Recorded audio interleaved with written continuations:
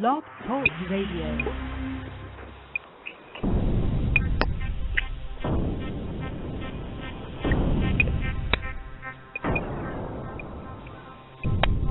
Ladies and gentlemen, it seems we have a problem. I would like to introduce Bigfoots Pad Paranormal Investigations team.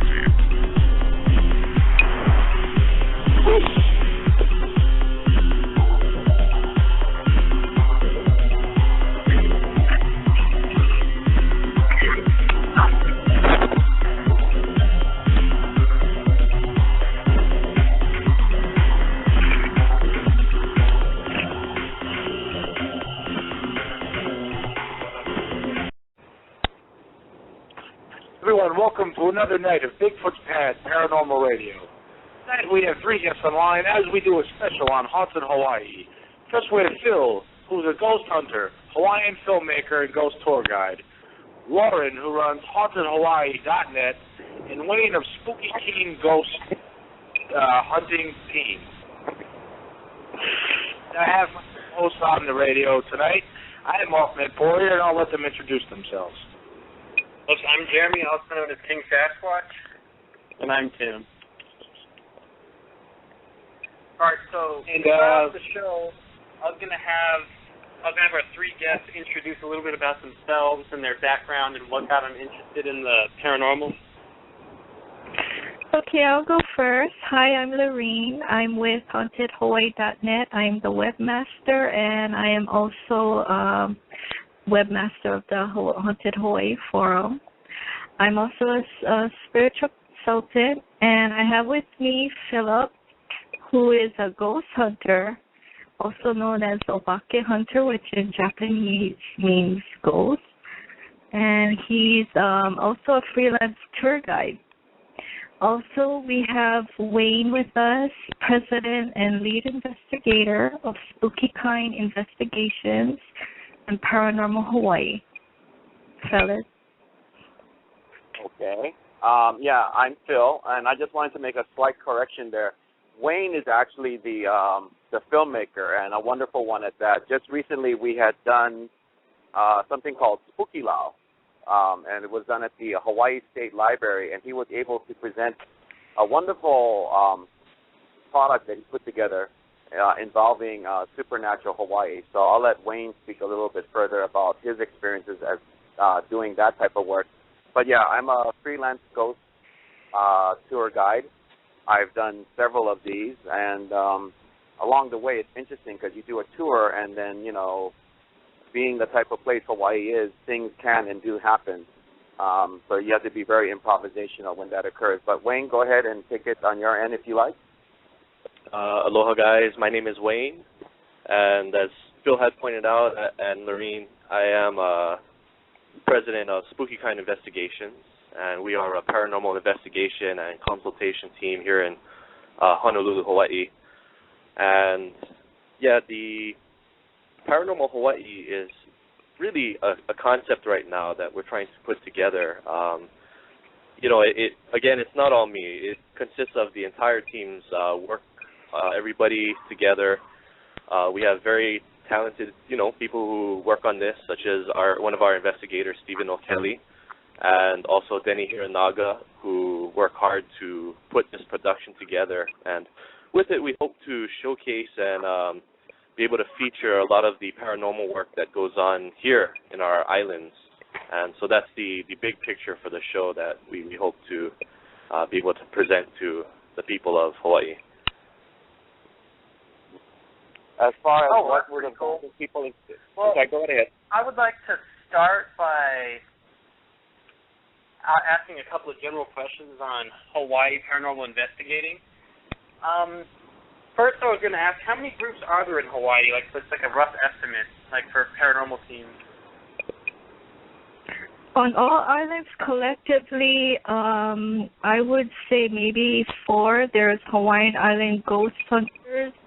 There's Hunters on the Big Island in Kona, run by Don Olsen. We also have Spooky Kind Investigations, and there's one more, maybe 3 that I know of. Well, do you guys all 3 belong to 3 different teams, or are you guys all part of the same one? Different. Like for me, I'm not part of a paranormal group. I run the website and the forum, and I give like Philip and Wayne some spiritual advice when they come and ask for it. Let's see. Wayne has his own group. Phil, he does freelance ghost hunting on his own. He has his girlfriend Jen, which is like a psychic medium, a developing psychic medium that, is really useful when you go out there into the field, because there's a lot of haunted locations with Hawaiian spirits, and he often runs into people doing their own ghosting, so he also educates them at the same time as far as what kind of respect you need to give to these spirits in certain areas. Phil, you want to tell them about that? Yeah, sure. I've been doing this for about 2 years now, and I actually started it based upon, because you asked the question earlier about how I got started in all of this. When I was a child, I had a very intense encounter with a dark or evil, maybe possibly angry spirit or spirits.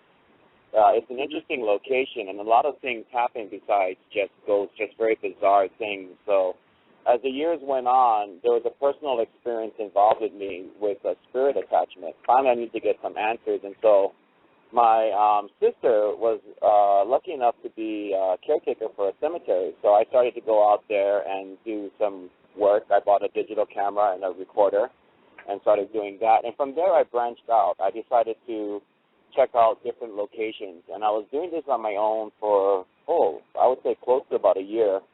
And then I started going into, like, the real vivid stuff that's out there. I mean, the stuff that has really intense activity.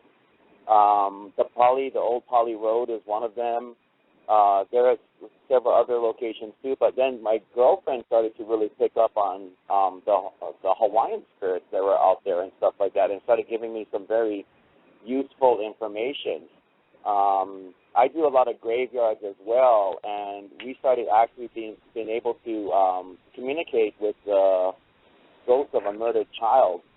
It was a case that took place back in the 1920s. So she was able to communicate with the child, and we took it from there. And with flipping back and forth between talking with the Hawaiian spirits and then with this one particular child, we've been able to gather a bit of information that seems relevant to the locations that we go to.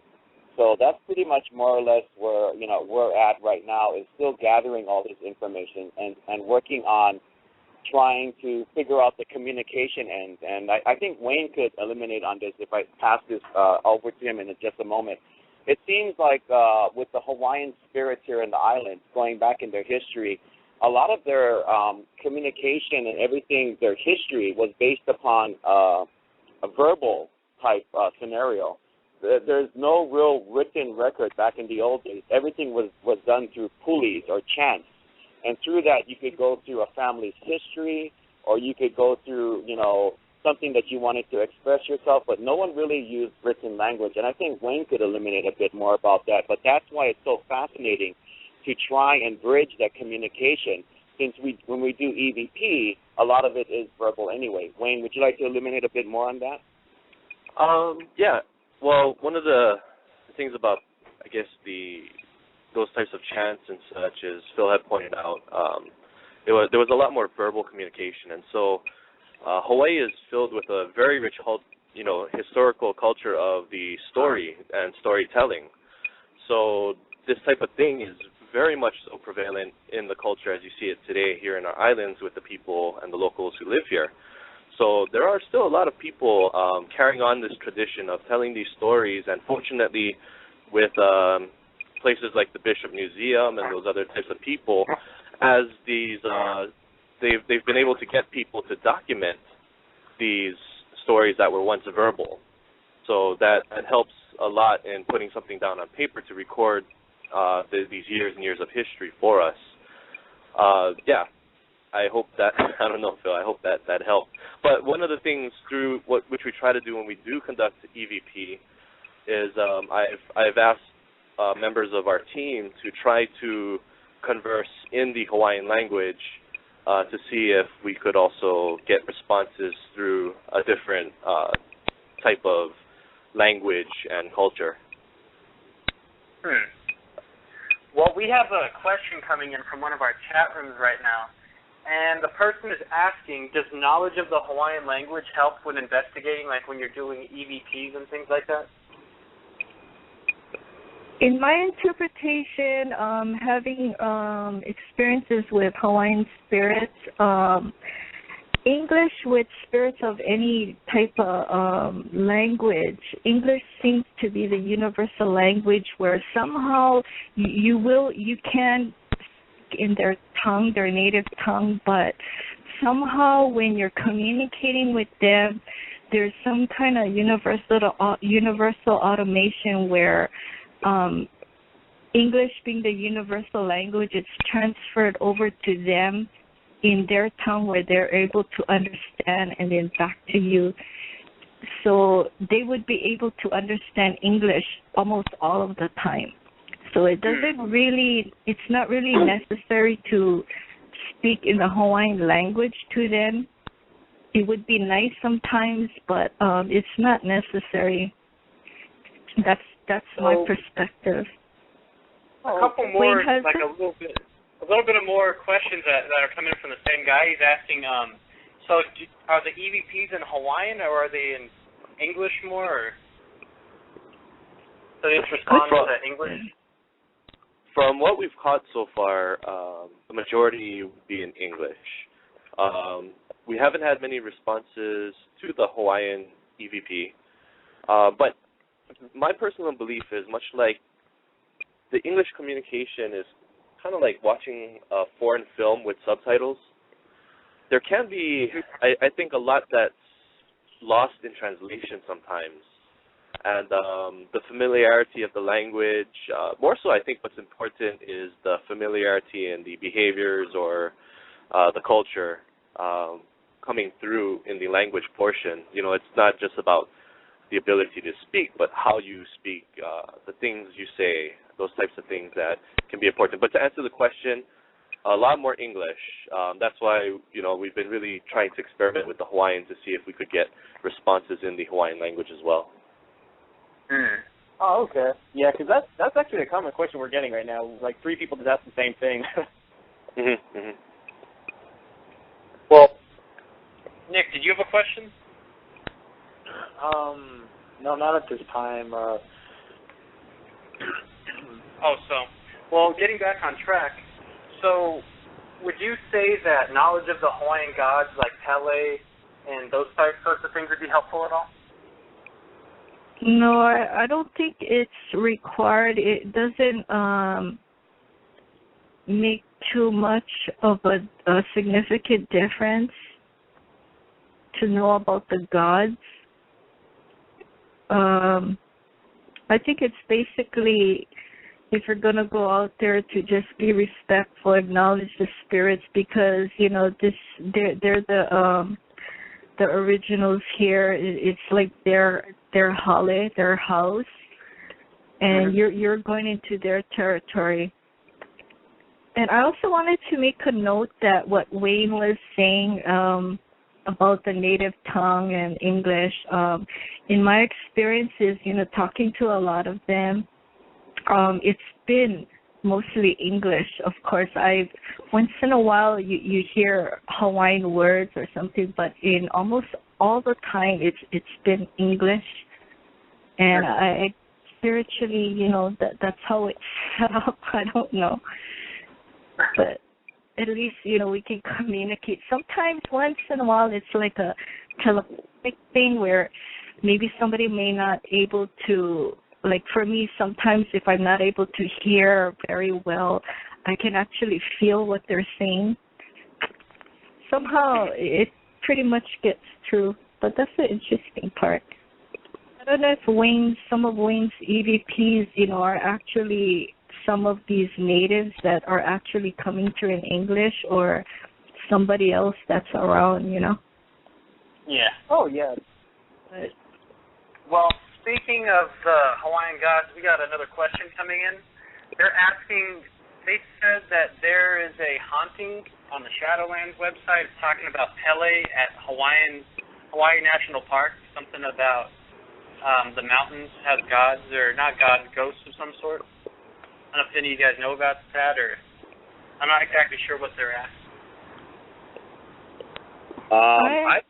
Go ahead, no, Laurene. I'm not familiar with it, so why don't you? Oh no, I've been to that website a lot.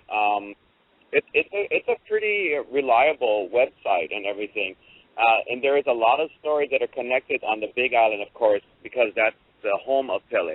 She is the volcano goddess, and there are volcanoes up there and stuff. So there's a lot of stories that are connected with her.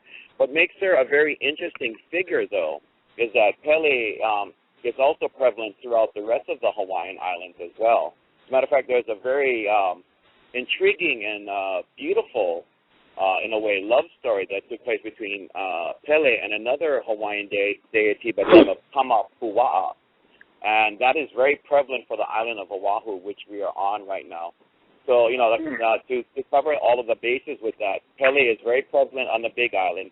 She's very much so attached to the volcanic regions over there, as well as the rest of that island, but also prevalent on the other islands as well. There's so many stories about her just appearing to people out of the blue and stuff. And a lot of times what's interesting is Pele likes to teach people a lesson, about whatever it is that could be going on with that person when she appears to them and stuff. So she's a very intriguing deity here in the island. So hopefully that helps.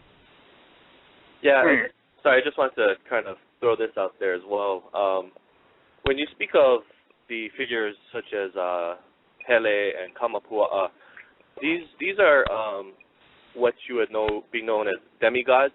So much like if you think of it in Greek mythology type of terms, there were the actual gods to which the Hawaiians would pray, and then you also had these demigods who took on human type of characteristics.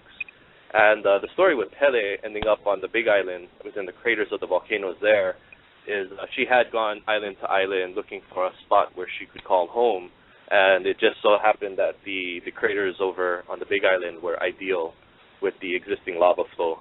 And so, yeah, a lot of the stories remain today, even with the volcanic eruptions that happen. People end up praying, and, certain structures and buildings are I guess, the fury of Pele is avoided when it goes around, the lava flow goes around certain structures, and they believe that it's a form of the gods listening to their prayers. Yeah, well, I'm not 100%. I wasn't too sure of like everything, but you said the way you explained it, like you compared it to like Greek mythology and everything. I understand it. Yeah, like you said, like they're demigods. Yes, and so they took on very humanistic characteristics, and they made choices based on the human aspect, and so there's a lot of stories when it comes to the demigods, because they're almost as if it were Greek mythology. These types of lessons that were learned and taught throughout their experiences. Yeah. Well, does Hawaii? Huh? Oh, you go ahead. I was going to ask if Hawaii has a bunch of stories of like elementals, like spirits that are more of elements and forces of nature rather than actual people. But it just seems like it'd be a place to hear about elementals would be Hawaii. Should I start? Okay, I'll start. There is. Unfortunately, I'm not the most versed to be able to tell you all about them. But in the Hawaiian culture, everything is tied to nature and the love and respect for the land and the people. And so when you talk about elementals, there are a lot of various entities which are connected to things such as water. There's a big belief that there are spirits within rocks, that the rocks contain much power. You even have stories of rocks calling out to people to be found and return to specific locations. So yes, unfortunately, again, I can't tell you much specifics, but there are, in fact, a lot of things which are tied to nature here. Phil, do you know anything more about? No, not. I was gonna just bring up the whole thing about the pohaku that we had encountered at Judd Trail. That particular pohaku, that's the Hawaiian word for rock, seems to definitely be bringing about its own type of energy. So that's just based upon one area that we've been investigating and stuff. So sometimes when you're out there in the field, you'll actually come across these, like as an elemental with the rocks and everything, you'll actually come across these really particular looking rocks that actually generate their own spiritual energy and stuff like that. And that ties into, everything else with our work that we do and stuff like that. So that's an interesting aspect that Wayne brought up as well. And I just wanted to say that right now I'm doing my talk here, where my portion of this, in front of Iolani Palace, which is a very haunted location. And behind me is the state capitol. So, if for some reason anything unusual happens during this phone call, I don't know if it would be based upon me being at a paranormal location and stuff. But I just thought I'd throw that in there. And I'll pass it over to Laurene now. Yeah. Well, a personal question of mine is, so have any of you three ever done an investigation together?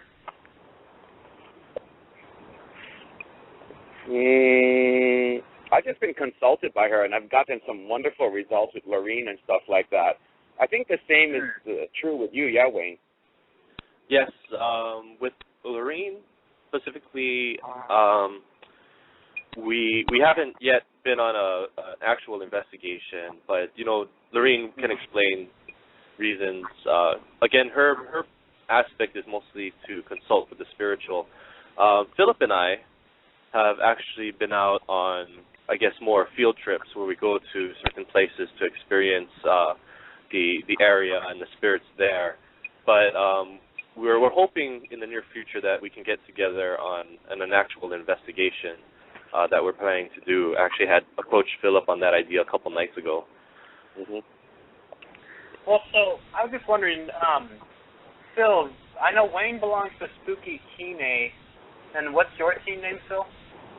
Oh, I have done. I'm totally freelance. I go out, and what I do is I've gone out and done investigations on my own. Originally, I started off with a small group, and we had a website on MySpace called Paranormal Events Hawaii, but some very interesting things took place along the way with working with that particular group.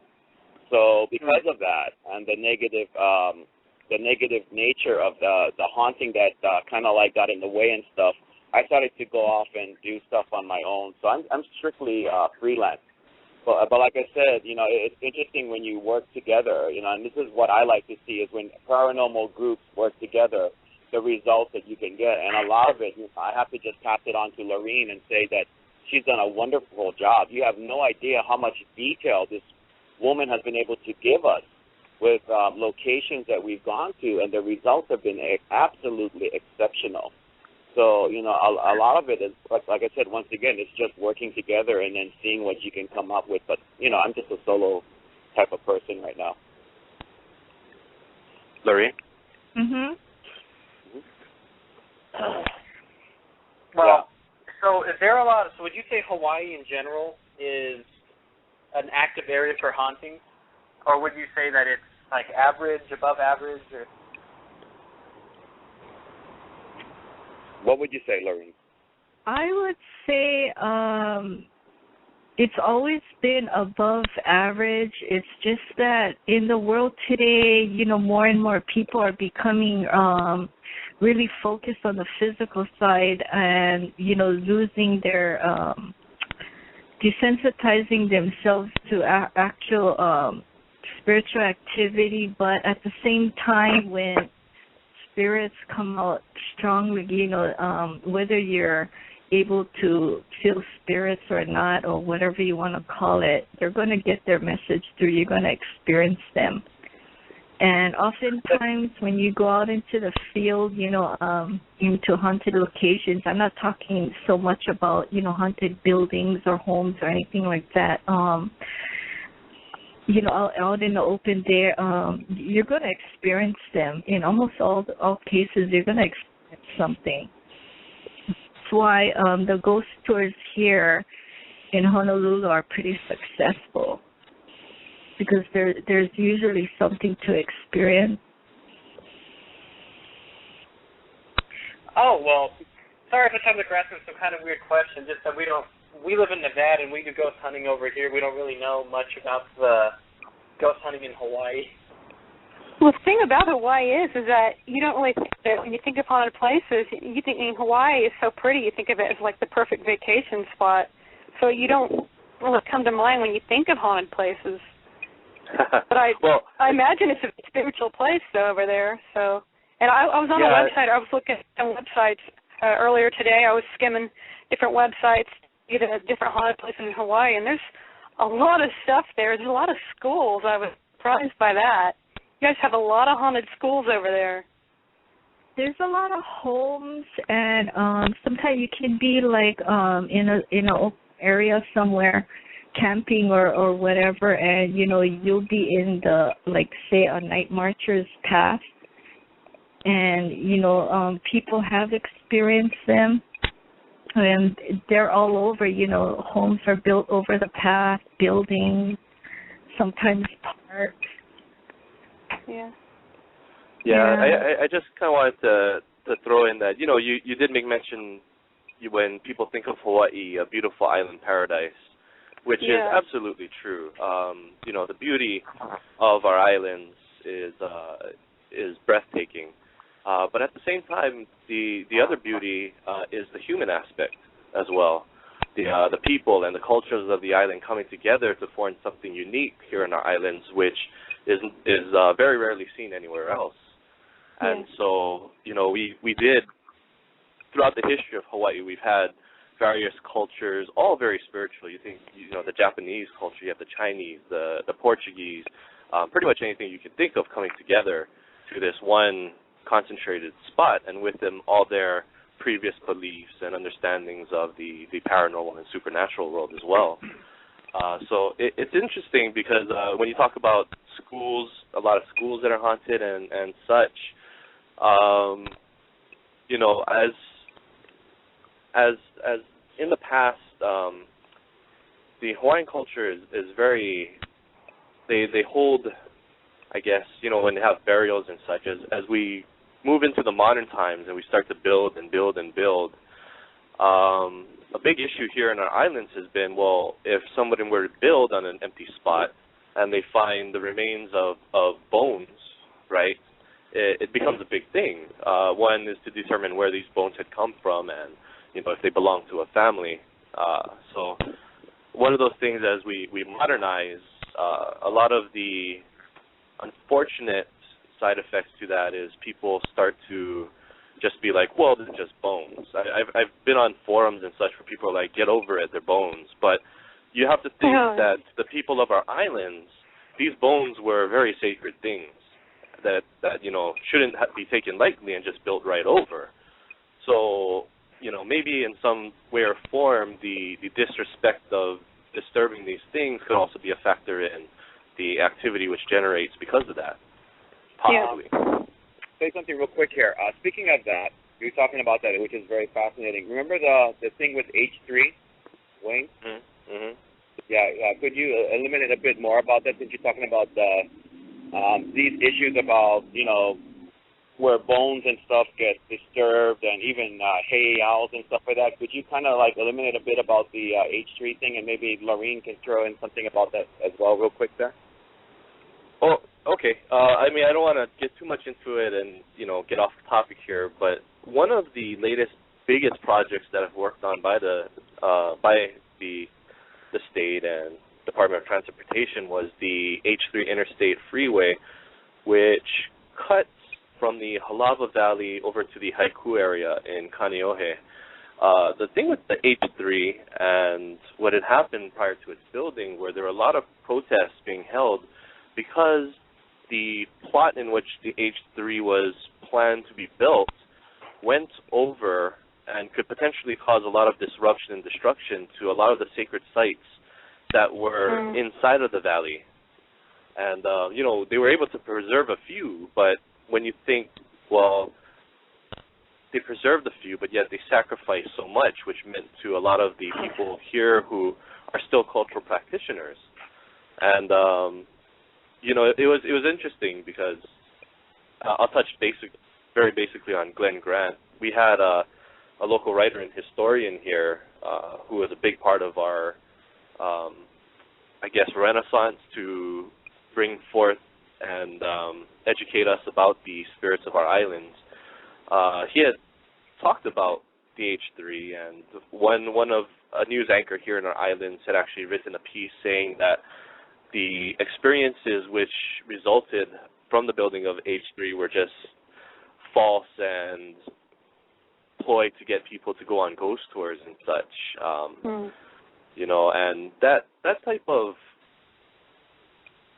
I mean, it's fine to have one's opinion, but if what this person had said was true, then in the modern era, then that means we should have little to none experiences. Yet through our work, I've been able to document experiences from everyone ranging to just regular commuters traveling the H3 to, people from the sheriff's office who are stationed within the control center up there.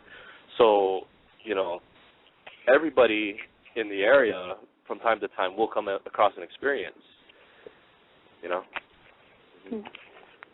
Laurene, what do you had your own experiences with H3, huh? Yeah, I remember going years ago. How I do it is I do it spiritually, and when I went, what I discovered on my own, which I don't have any knowledge of, any of the what exists there. I just recall a little of what was in the news, but I had gone there, and what I experienced was seeing a hay owl, which is more on the west side of the freeway. And there was this hay owl is a sacred place of worship for the Hawaiians, and they were dominated by women. And only recently did I consult a friend with tours here in Honolulu, Mysteries of Honolulu. He's Lopaka Kapanui that Phil had also tours with. He did inform me that there is a hay owl that is governed by women, and that was something nice, to get a confirmation like that. I didn't know that you can actually physically go there underneath the freeway, but he confirmed that for me. And I also recall more toward the windward side, there's this, it looked like a big battleground back in the ancient times, because I recall seeing so many bodies of warriors, and it's like there's a river of blood. There were just so many bodies. I've never experienced seeing anything like that, circling the island with Hawaiian spirits, and that was really something because, again, I've never seen anything like it before, but recently going the past few days this week, I did encounter one warrior. He's really, really huge, and he often stands at the entrance to one of the tunnels windward. And my take on him was that he pushes or he rocks or pulls vehicles. I don't know if anybody actually can feel something like that, but that's what I get on him, is that he's kind of mischievous. He's not out there to hurt anybody, but I guess because of the frustration with the development there, that, you know, he gives people experiences by doing something to their cars. Which, you know, it's like a pulling or a pushing type of sensation. And wait, what did you say about during the construction there was was it a bulldozer or something?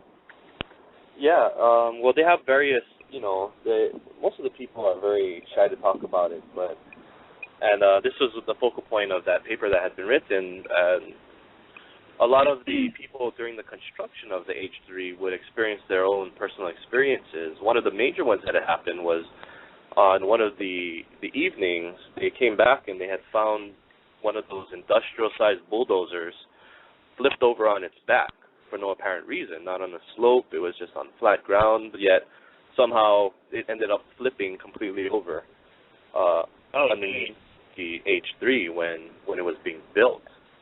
You know, I mean, you got to think of it this way. When it comes to, oh, by the way, Laurene, you know, after you had told me about that women's hail that you had experienced, there actually is a documented one called Haleo Papa, which I came across, which I'm kind of doing some additional research on, but that's what it's called, Haleo Papa, and it's on that portion of the H3, the Halaba Valley side. But yeah, you have to think of these hails as if somebody were to say, well, you know what, we're going to build a freeway over your church. You know, you can think of it that way. Yeah. Exactly, yeah, desecration. That's a pretty big issue for ghosts and for them to become really active. Well, we have a question coming in from a listener. They're asking right now about some of the hauntings in Hawaii. They're wanting to know what's some of your guys' favorite locations that you guys have been to. For me, one of the most profound ones that I've done to go and visit is where I'm at right now at Iolani Palace, and that's really based. And anyone out there can go ahead and look this up. You can Google it while the show is on, and look at the annexation of Hawaii. And so there's a lot of history behind it. You know, there's a lot of tragedy involved with this one location. So I've been here several times. I think Wayne has too. I'm actually looking at Iolani Palace right now as we're sitting here talking. And, you know, you can really feel it when you come out here at night. There are some areas that are very active. There's an armory over here that I've actually gone to and photographed. And while I was out here with my girlfriend, who is a sensitive, she still feels that the people that have been working for the Queen are definitely still on guard here doing their job. There's a lot of devotion to this place as far as the spiritual aspect goes with these spirits and stuff like that, but it's probably one of the most profound places anyone could go to. And one of the reasons why I mention it as well, if anyone plans a trip to Hawaii, if they start looking up places to want to go to, just even on a regular tour, Iolani Palace is very prominent in that.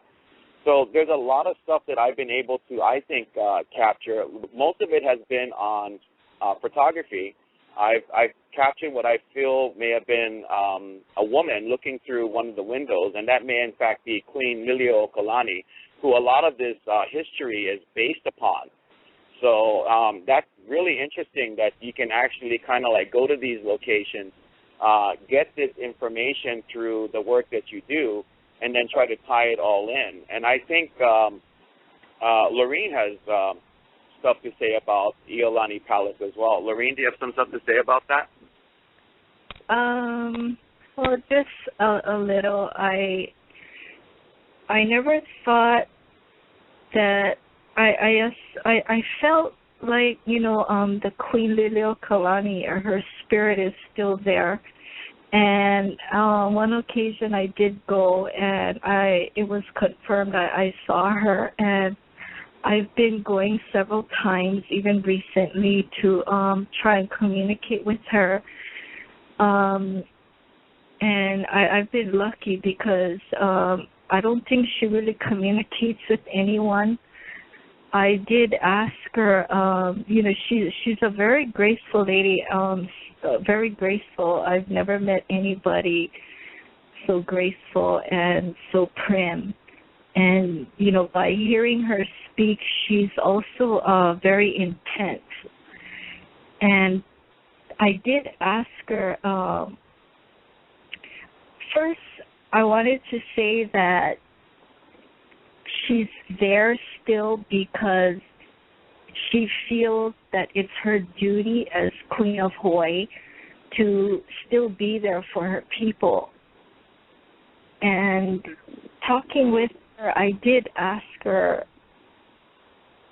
what disheartens her, and she mentioned that she feels like the people are divided, and what would make her happy is to see that the Hawaiian people get the benefits that they do deserve, which is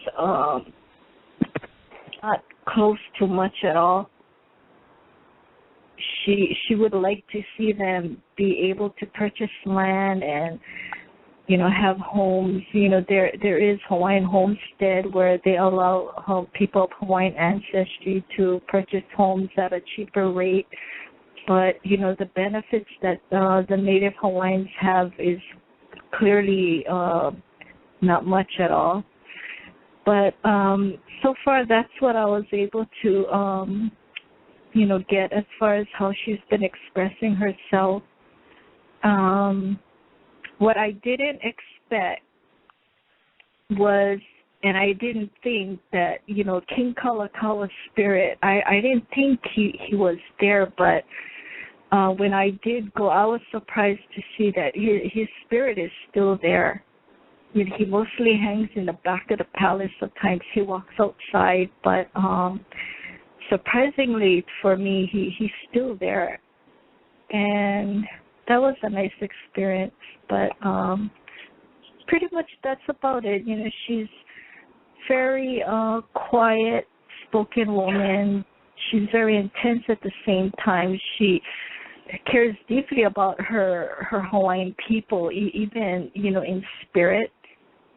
And although she could move on to the other side and experience spiritual bliss, she's still honoring her people by still being at the palace and serving in the way that she can, even though she's in spirit. Wow. I was going to ask a quick question. Do any of you know about the night marchers? Yeah. Yes. I guess I'll share the real basic knowledge I have of Night Marcher. Night Marcher activity, it's funny because it seems to be a very residual type haunting, yet there's moments where there's intelligence into it, where it's a procession, usually of Hawaiian spirits going from one place to another. A lot of it is believed to be possibly warriors. And when one encounters the Night Marchers, you're asked to strip naked and lay flat, face down on the ground, out of respect for the spirits that are passing by. And some of the stories go where if you were to look at a Night Marcher, one would, encounter the wrath of them. And if you were of Hawaiian blood or ancestry and had a tie to the procession which was walking through, one of your relatives or would potentially be able to save you from the death which you would incur. One of our investigators, he actually made mention of something very interesting which I really found fascinating, and he said that historically when Hawaiian warriors went into battle, they would have these specific rituals that would be conducted. And so when these warriors went out to a fight, they, because of the culture and religion, they were very spiritually charged with this energy, or what they call mana. And so these marches, as you can imagine, were a fight for life and death, for your family, for everything that you knew to have existed. And you were going into this with everything that you had. And so you can see how a procession of warriors could potentially have that type of energy still repeating today, yeah? But yes, Phil, did you? Well, I had my experience where I thought that I may have encountered or almost encountered the night marches themselves. Interestingly enough, it had to do with the fact that there were groups of people that were going up to the Pali location, which is really known for a lot of, once again, historical history involving these islands. The battle that I guess the battle to unify all of Hawaii took place up at the Pali Lookout. So there's a lot of history tied into that area as well. But there were some groups of people that were going up there, and they were like calling out to the spirits. But they were calling out to the spirits, and then when the spirits of Hawaii would show up, what would happen is they would ask their questions or get whatever they would want, information from the spirits, and then kind of more or less dismiss them. So the spirits were getting kind of angry about that, and Laurene kind of like informed me about this situation. So I went to this one location where both Wayne and myself have done a lot of work at, called Judd Trail. And that evening, what I did was I went down there, and you can leave offerings to spirits. That's another thing that's interesting about Hawaii. Just to, once again, show respect, or if there's something wrong, you can try and make an offering or a prayer and communicate and try to, negate anything that's bad that's going on in the area. So I went up there with some fish and some sweet potato, and I laid it between these two pohakus. One of them I mentioned earlier had a lot of, spirit energy in it. So we did that, and we said that we were on behalf of, the people that do honest work, that we apologize if anything bad was going on. And then we asked afterwards if we could do a small vigil. So we did, and we proceeded to do some photography, and we were doing EVP and stuff. And then what was really interesting is because it's so dark up there, there's very little light. You're up in the mountains. We had our flashlight and stuff on and everything, and we were, looking around while we were doing photography, and you could feel all of a sudden just presence and the night just closed in around you, so much so that all you could really see was that flashlight beam and just feel everyone around you, like a whole bunch of people were staring at you. And it was a few moments after that I actually told Jennifer, and it's on my EVP recording, I said, we have to get out of here, and we have to leave now. And she said, why? What had happened was I had started to hear conch shells.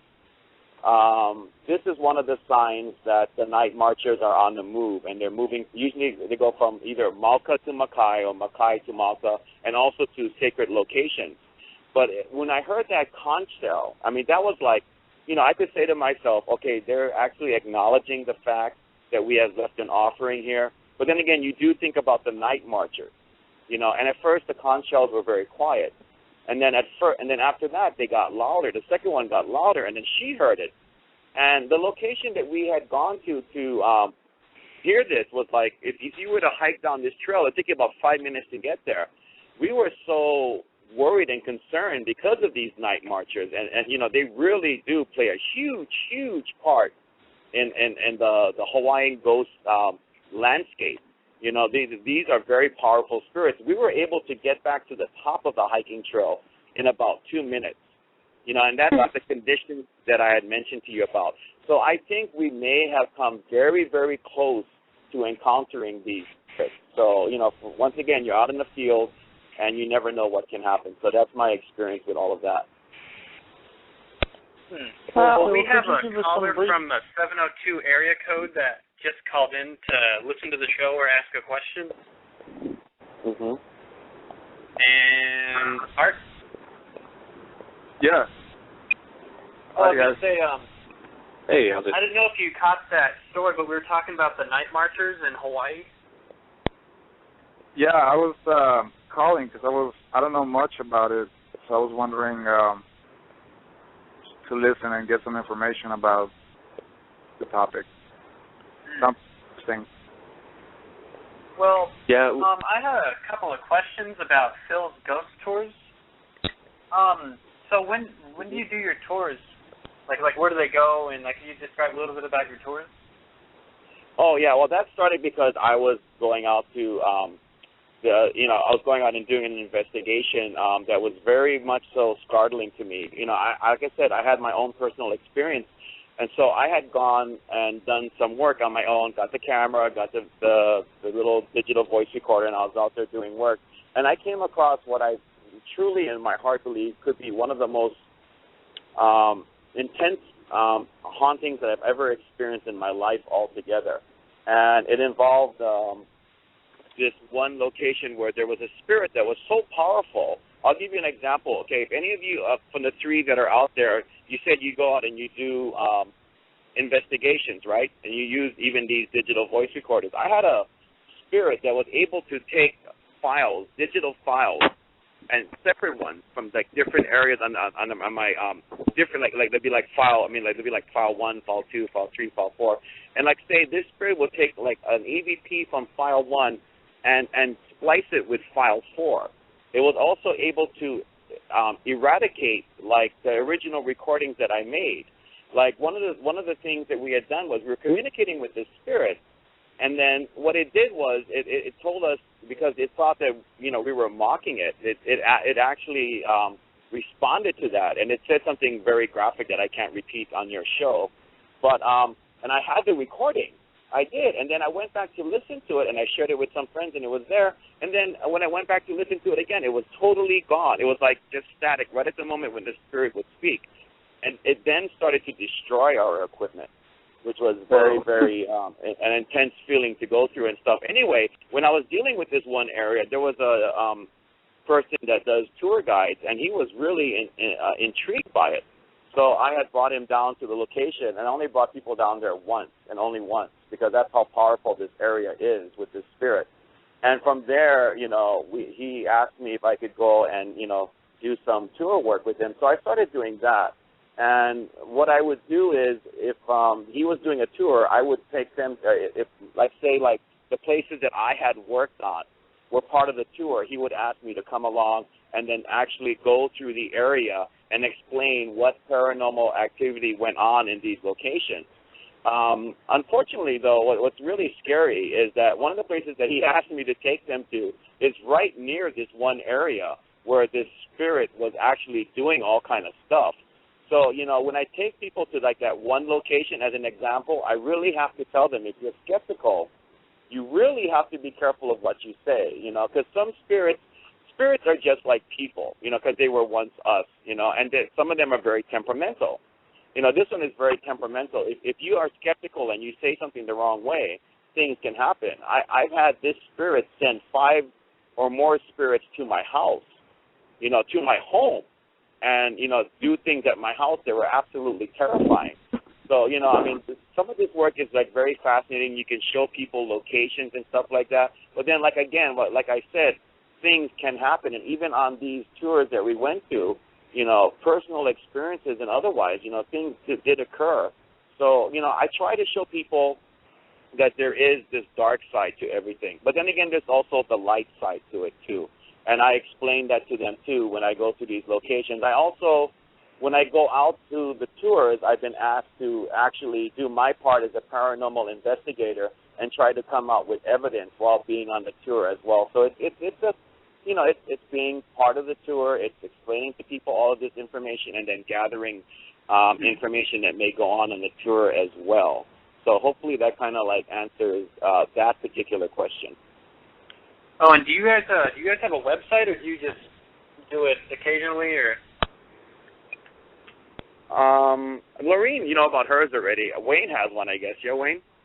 Yes, we do have spookykind.com as well as paranormalhawaii.com.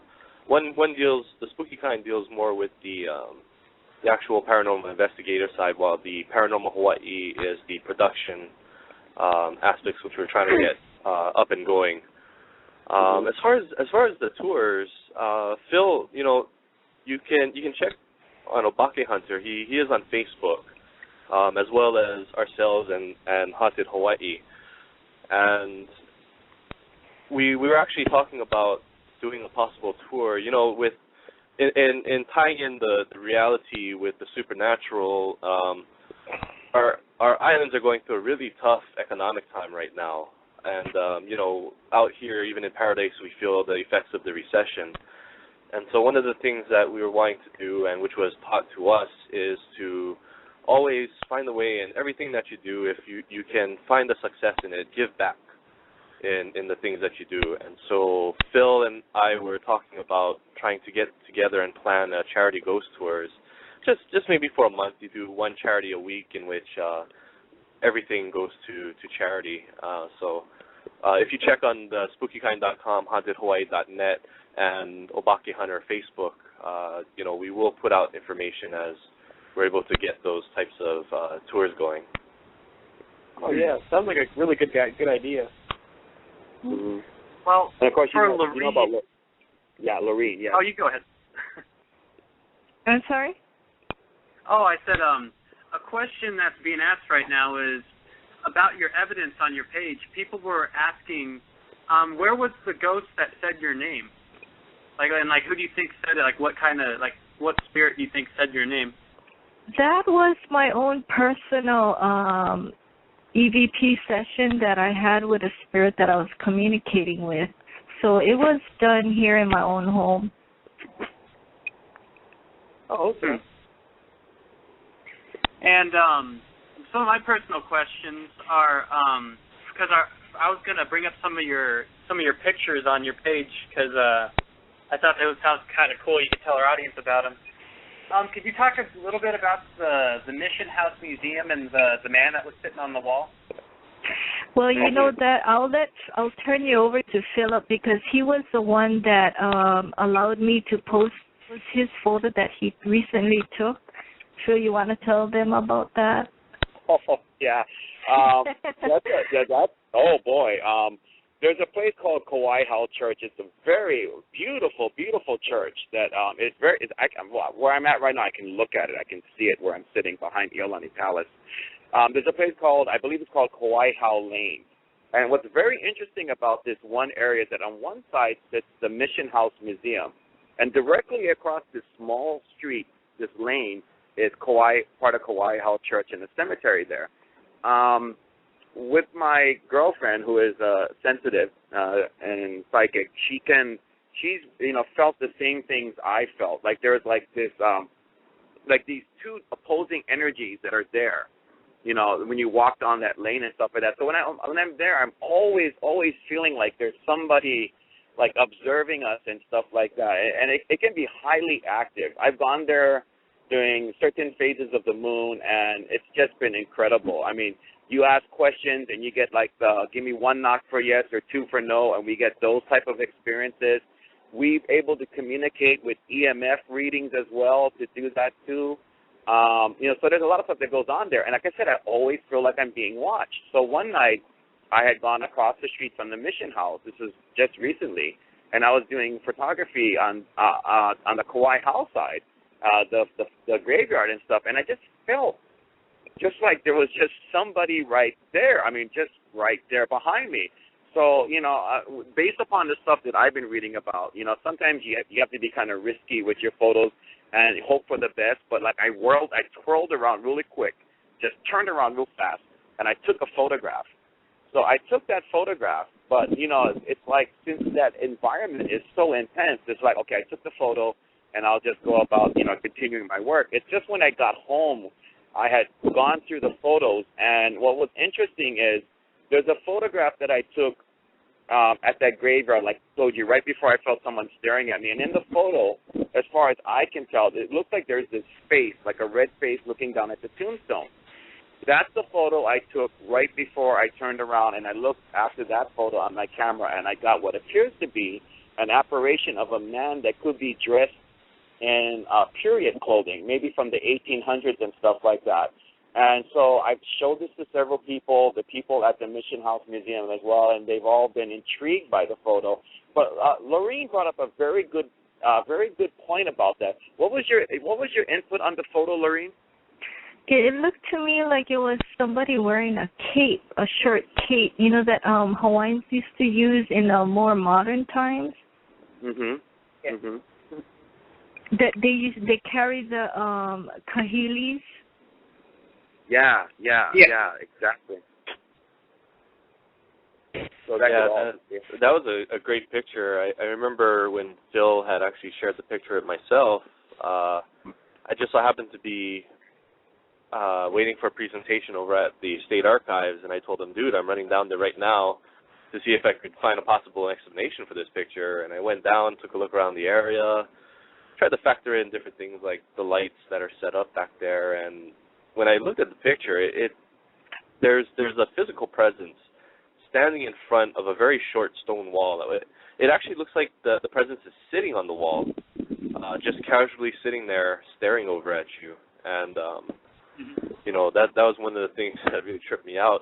If you actually go to the Facebooks, you know, Phil had posted it on there, and I forgot where the comment showed up, if it was one that we had shared, Spooky Kind had shared, or Obake Hunter had shared. But one of an actor friend that we know who worked for a charity event over at the Mission Houses Museum looked at the picture and said, hey, you know what? That's the exact kind of clothes that they had me wear during that charity event, or it looks very similar to that. So when he had stated that, I found that interesting as well, that perhaps, yeah, like you had said, it may have been a period time clothing. Yeah. Definitely worth looking further into. I'd love to. They actually have a library down there, so hopefully one of these days we'll be able to get down to the library and take a look at some of their picture archive.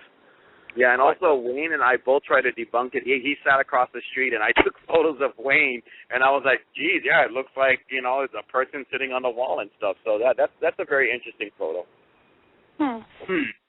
Cool. Well, a question that's coming into one of our emails is, have any of you guys been to any of the haunted sugar mills around there, like the big abandoned ones? What a Phil. I didn't hear the question. What was that? Oh, I was going to say, we're getting questions about abandoned and haunted sugar mills on the Big Island. Have any been to any of those sort of places? Yeah, Laurene, you can probably reference that to what, hunters and stuff like that? You know, I really don't know if they've been there. I have no idea. I don't know how to answer that question. I can't. I personally haven't ever been to one of those, but I'm writing it down right now as we speak. I've recently, though, been to a closed-down sugar mill 2 weekends ago. Looking, after I got that question, there's like 5 or 6 1920s and 1800s sugar mills on the Big Island that are closed down. Or I should say closed down. They're like no longer operating. They're owned by private people. I was wondering if any of you guys have done ghost investigations on one of those. No, I mean, you know, what's interesting about the Big Island, if you look at Oahu is very developed. I mean, it really is developed. You know, I mean, we went through the whole thing earlier about building over sacred sites and burial grounds and so on and so forth. But places like the Big Island and the outer islands, there's a lot of places that they're just there. These spots are there. You know what I'm saying? So you could actually go there, or people maybe that drive out there, they hear stories, and they say, oh, there's that old sugar mill up on so-and-so road, and they go through these experiences. We have a few areas where sugar mills were, you know. I went to, like Laurene was saying, I went to one plantation manager's home up in Eva, which was very, very interesting that I had gone to and definitely experienced ghostly activity and stuff. So I'm not surprised that these sugar mills have activity. And I'm sure you folks are very much so aware that a lot of historical places have these type of spiritual energies that are found there. But maybe you can find out, you know, more information by research, by, you know, Google and stuff. Yeah, I'd be very interested to learn more about those sugar plantations that exist on the Big Island. Ghosttowns.com has, I think there's like all 5 or 6 of them are on there. If you search it by state, if you go drop down to Hawaii, there's a whole bunch of haunted places over there. Okay.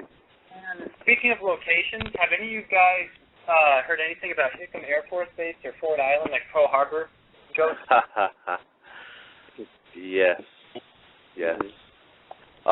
We have, you know, unfortunately, those places are military restricted, so unless you get some sort of permission or anything to go actually out there and investigate, you're kind of you pretty much would have to know somebody who would invite you up. Actually, there was one at was it High who was at Hickam Air Force Base, in which they had conducted a small investigation over at the Aeronautical Museum, and it appeared on our local news, and it was interesting. They seemed to have a good hit on a K2 reading over at they used to have the down Zero planes from when Japan had bombed Pearl Harbor. They have an actual Zero plane from that time period, and they were getting some interesting readings from that area. It's probably up on YouTube if you guys can take a look at it. Hawaiian Island Ghost Hunters investigates the Aeronautical Museum. But yes, I hear a lot of stories, and from my understanding, Ford Island at some point had a lot of historical meaning to the Hawaiians. I wouldn't be able to tell you specifically what, because I'd have to really research a lot more on that.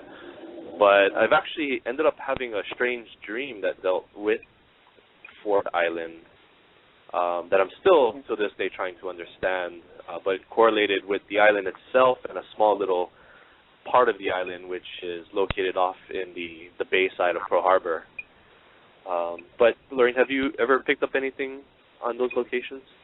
No, I haven't. Well, Art, do you have a question, Art?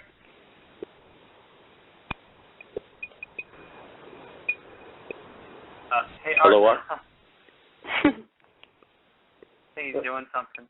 Well, anyways, a question of mine. Have any of you guys ever been harmed by a spirit or had any sort of poltergeist or demonic entities on any of your investigations or experiences in the past? I have. That's happened to me. What about you, Laurene? Anything at all on your side? Well, I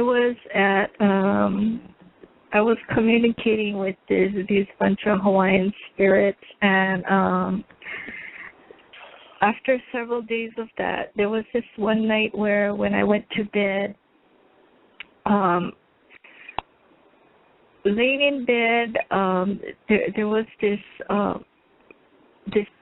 sensation of being pulled out of my body from my feet. And then when I looked to see what was happening, it was one of the Hawaiian warriors that came from the village, so to speak, the area of where the spirits that I was communicating with. And after a while, it went away. It was a really uncomfortable feeling, but yeah, he was trying to pull my spirit out of my body. That was a kind of trippy experience. I got hold of myself, and long story short, that was taken care of. But that was a kind of small experience, but it was kind of uncomfortable and kind of weird. Something I didn't expect, but it was just one of those things. You can't always expect everything to be great, because spirits are like people too. You got your good ones, and you got your mischievous ones, you got your negative ones. It's just like people, regular people. Mine was pretty intense. We, once again, referring back to the situation where there was this very strong entity that was actually destroying equipment and stuff. We had gone to the location one night, and it was raining, so we were doing indoor stuff. And when we had gone inside, there's these stairs that go up several flights, and there's interment areas in there and stuff. So, that's where this really powerful entity, I think, would call it, its own place, its home and stuff. When we had gone to go up the stairwell, there was a Bible that was opened, and it turned to the book of Revelation. And there were actually phrases from the book of Revelations that was actually outlined. I mean, they actually made sure that those passages were there, that if someone was looking down at it, they could look at it and stuff. I didn't read it at all, but during the course of that night's investigation, when we had reached the top of this area where we feel like the manifestation, the real power from this entity was at. I was trying to do an experiment where I was trying to ask this entity to manipulate my flashlight, and we had an apparition of this entity appear 3 times in a row. We're talking about 1, 2, 3 times, like in a matter of like 30 seconds to a minute. According to a lot of paranormal research, it takes a tremendous amount of energy just for an entity to show itself once. This did it like it was nothing. The reason why I bring up the part about a demonic attack is that when we had left that evening, because there's a lot involved with that one particular vigil, when I had left and I was on my way home, I got a phone call, and my sister was saying, so how'd it go that night? I said, well, it was pretty good. We had encountered the spirit again, and I explained what had happened. And she goes, well, what about, my friend? I said, well, what about my friend? And he goes, well, he's sitting here with me, and I want to know about the bite. And I said, what are you talking about? And it come to find out, my friend, like, if you look at your palm right now, and just look at your palm, from the thumb to the next finger over, there was like teeth marks.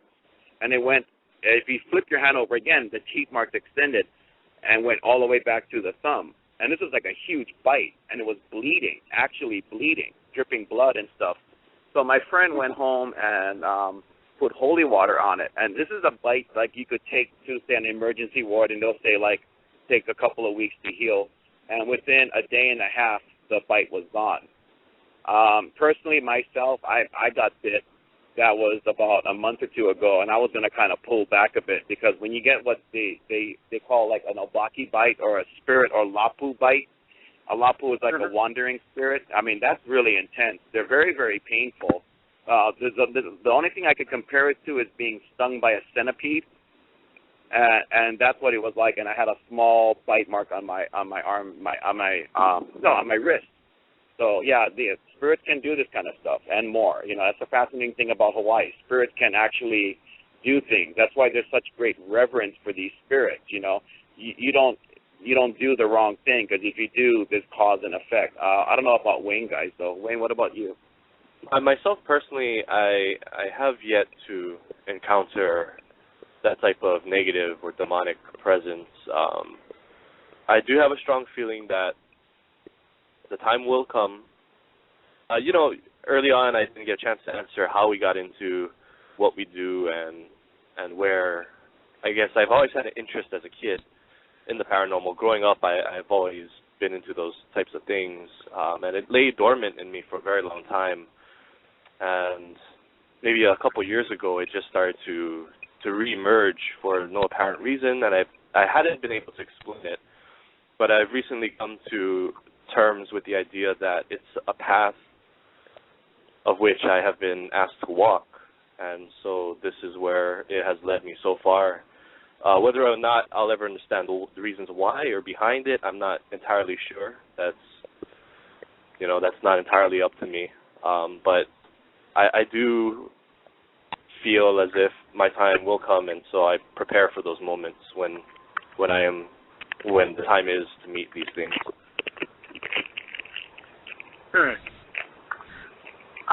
For the spooky Kine, I was going to say, is there any ways that you would talk about the Kaiser Hospital orbs, like the blue orbs? The Kaiser Hospital orbs, those were just submitted to us by one of the readers. They had been sitting in the waiting room over at Kaiser. Actually, the Kaiser Hospital they were looking at is located just above, before Moanalua Valley, up by Red Hill, the Red Hill cutoff. So they had submitted and said they were just waiting, and they had taken a picture, and they noticed that strange blue orb in it. It was interesting. It was very much unlike most of the orbs that I traditionally see that are caused by, dust particles and other elements in the air. So, I was very thankful that she had shared that with us. But yeah, that's the story behind it. Unfortunately, there's nothing. But Laurene might be able to tell you more about that area that it was taken in and some of the spirits that are there. Yeah. Most of the spirits that I've communicated with that area, there was Heiau, an area that seemed to be frequented by women and children. And more towards way in the valley, there was like a warrior, Hawaiian warrior private place where I communicated with them. And when Wayne had informed me that his group was going to go over there, I went to revisit them and ask him if they could, assist and try to give them an experience, of whatever kind, because we're all striving to help promote and revive the spiritual awareness in the islands. And I don't know if you want to tell him about that, Wayne. The spirits, upon investigating or going out and experiencing a field trip, for our group, Spooky Kind in particular, it's important to us to, one, introduce ourselves, two, let it be known what we're trying to do, what we're doing there, and our intentions of being there. Because a lot of times, unfortunately, the way things have transitioned is a lot of people will go out, behave frivolously in certain areas, or, in some form disrespectful to the spirits that are in the area. So we let it be known that our purpose being there is to educate ourselves and to help educate others about the presence of the spirits which are located throughout our islands. And so, it's interesting because we've been there multiple times, just taking pictures, walking through the valley, experiencing these things. If you go through the back of the Moanalua Valley Trail, the first time we ended up going through there was because we were looking for a pohaku which had ancient petroglyphs upon it. And so we sought to try to find it, and we're successful in locating it. But yeah, it's strange because as we would come back and we would talk to the spirits, invite them and ask them to walk with us and keep us safe from anything of malicious intent or harm, we personally, multiple members of our group personally experienced as if somebody were walking with us outside the regular pathway in the bushes. We would hear footsteps walking along us. One person had actually seen a shadow, and I picked up on a feeling that this shorter female had been walking behind us. I actually thought it was my girlfriend, and actually she was way up ahead of us, which was kind of strange. So as we open ourselves up and we remain honest and truthful to our intentions with these spirits, it does seem that they are opening up to working with us or having us help us to experience things of that nature. So, sorry, it's a little off topic. We got another question coming in. So, excellent. Do you guys do a lot of haunted hotels? Is one of the questions, and then they named some specific hotels on here. I know for a fact that working with the person that I do with tours and stuff like that, that there's and even I think Glenn Grant had mentioned it. That's another thing too. Before going any further, if you folks really like to get another idea of what it's like out here and stuff like that, read Glenn Grant's books. There's quite a few that are out there that really tell a lot of stories from a lot of different locations, dealing with a lot of different types of spirits too. But he would always talk about, as well as the person that took over for him, my dear friend Lopaka Kapanui, they would talk about these hotels that are out there. They're even like in Waikiki and stuff, and they do have their own activity, as well as I've read on some other islands too that they have activity. Once again, though, realize that some of this stuff is tied in to actually building over a specific spot that was a burial ground or whatever it may have been. Then there are stories, I know there was one story that there was a hotel, and it's not too good to always mention names without getting permission and stuff for these hotels. But I know one hotel where there was a story about a Japanese tourist there. I think they were on their honeymoon, and something had happened along the way with the honeymoon, and a woman jumped from where she was in her room, jumped to her death and stuff. And I know that there is stories about her actually lurking around that hotel and stuff. But like I said, once again, it's a case by case scenario when it comes to these particular hotels.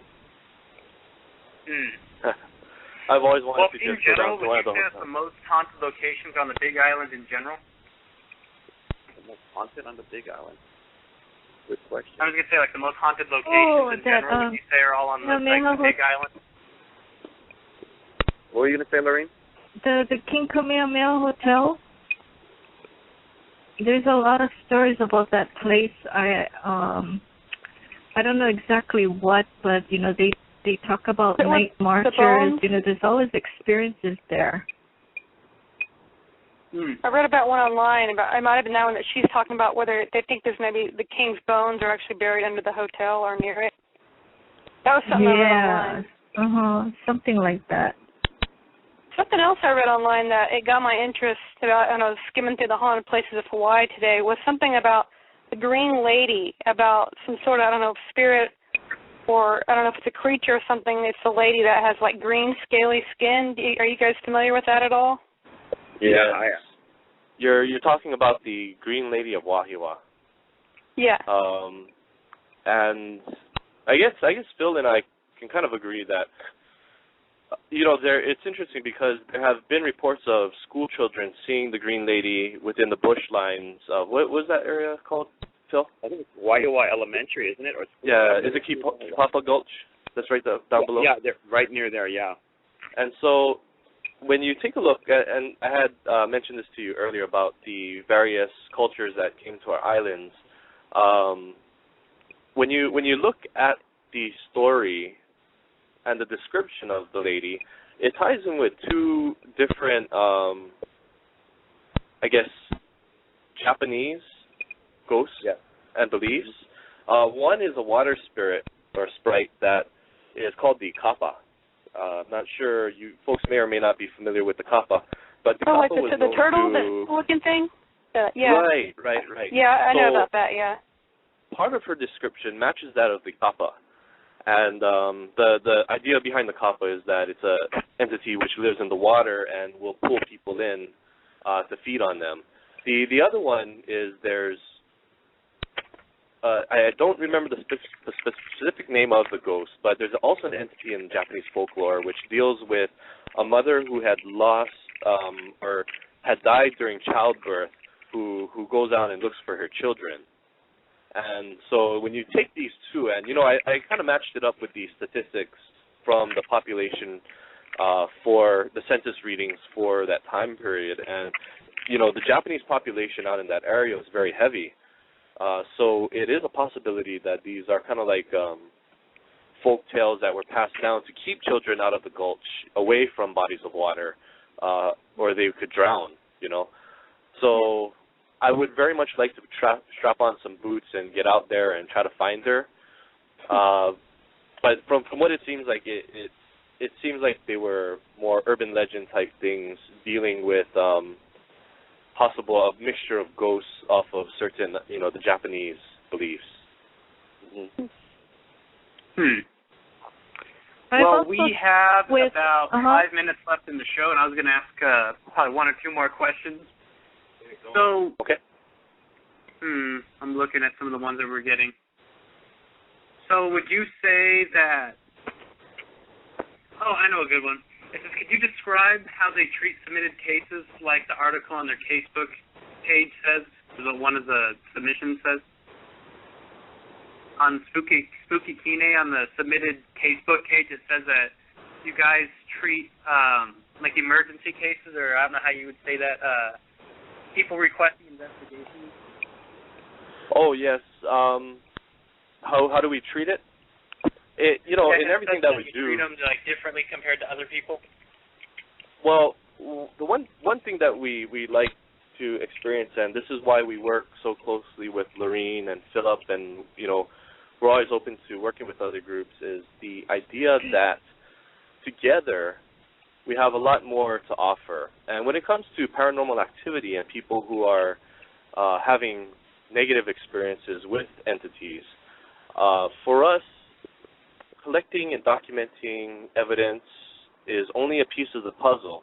And the real goal is trying to understand why the activity is happening, what these entities need, if they're in need of something, and how to resolve this activity, whether it be, trying to come to an understanding where you're going to coexist, or perhaps if it's really negative with bad intentions, how to get rid of it. We treat it case by case, and depending on what the people experiencing and at what level, who's involved. When children are involved, that's always the worst possible case scenario. But we try to document and determine and see if we can come to some sort of resolution. That's why colleagues such as Laurene and Phil are so important to what we do, what Spooky Kind does.